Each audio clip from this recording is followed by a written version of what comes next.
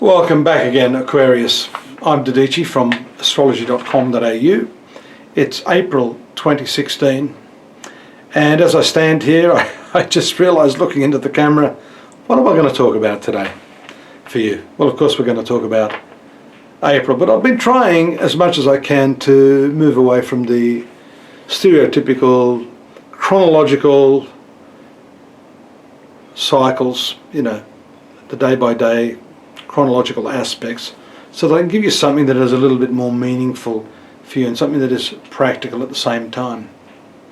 And as I look at your horoscope, the thing that stands out most is the transit of one of your ruling planets, Saturn, in the 11th house. We've been talking about this for a while. It's now retrograde, so there's an empowerment to the retrogression of a planet in your 11th house of friendships, social connections.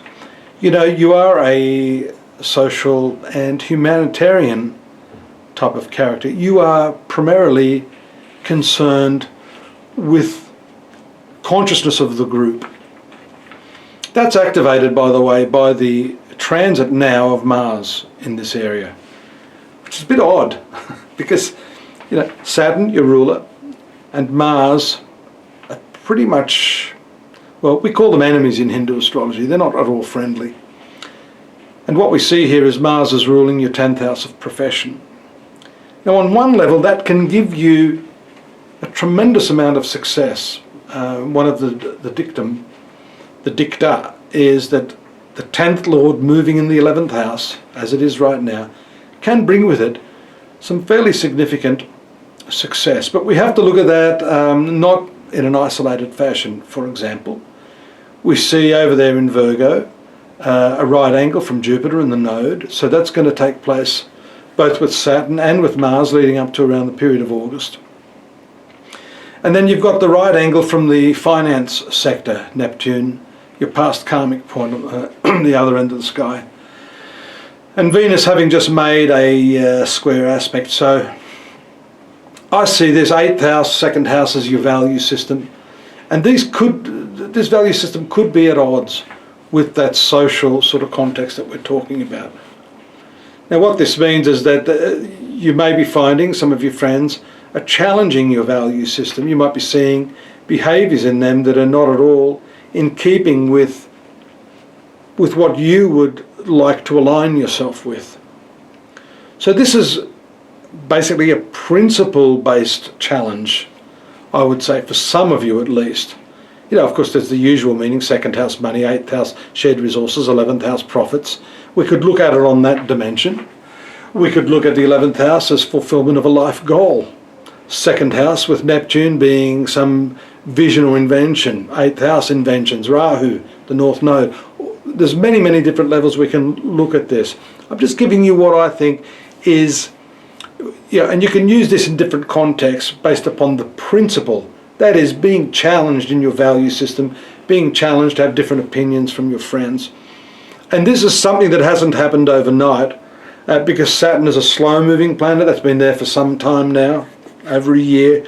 And now you've got Mars, the career planet, indicating that this could happen within the context of your professional activities, that it could be a quickening. It could be where you've been biting your tongue, playing the humble sort of friend, and just letting it slide like water off a duck's back. But now is the crunch time. Communications will take a turn. The 6th of April, Venus moves to your 3rd house of communications. There we see the Sun, Mercury, Uranus. An abrupt dose of Mercury-Uranus energy on the 1st of the month is the first telltale sign that communications are going to shift and step up into another gear. The new moon after the 6th, after the 7th, indicates a new pattern of communication and discussion. That happens after Venus moves there. Fortunately for Venus, you can kick the backsides of these people that are challenging you in a sort of a nice way. You can be quietly assertive without getting them off side, although I think that's going to be hard because we've seen all the other challenges there that are taking place now, especially with Mars and Saturn. Now, the other very interesting thing is that Mars, which is approaching the already retrograde Saturn, your ruler, is going to, on the 17th, if I'm not mistaken, yep, move into retrograde motion as well.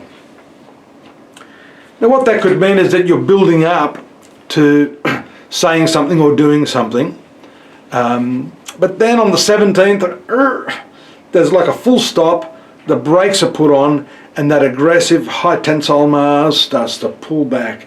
It's going to retrograde. Now that may well be a good thing for you, because what it shows us in the second half of the month is that an action that was pending, something you'd planned to actually do, may be put on hold. And why is it good? Because it shows that you may be a little more circumspect. And that's also shown on the 29th by the fact that Mercury goes retrograde. We all know about the retrogression of Mercury, but I'm introducing some of these other factors.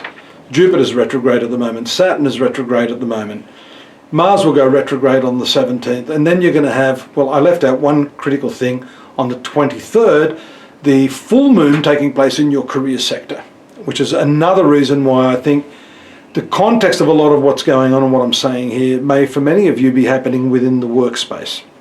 Then on the 29th, the retrogression of Mars. That's a revamp over your thinking, again your communications, which we talked about. So it's a big month for you, lots happening there.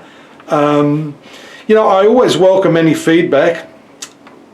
Astrologers aren't infallible. Astrologers also have horoscopes, by the way. I tell my clients that on any given day. We're subject to some of the planetary moods and shifts and strange perceptions and sometimes even incorrect assumptions and forecasts. So apologies in advance if what I've just said here doesn't apply exactly to you. But you know what, if you want to have a more personal reading, of course I'm reading here for millions of people born under this sign, which is really a general snapshot of the celestial environment for the month in question. Astrology.com.au is where you could do that if you want a more close-up analysis of your horoscope by yours truly. Otherwise, you can simply take advantage of a lot of the free information that's there. We have around 3,900 pages of information for your viewing pleasure. Until next month, Aquarius, thanks for joining me. Take care. Bye-bye.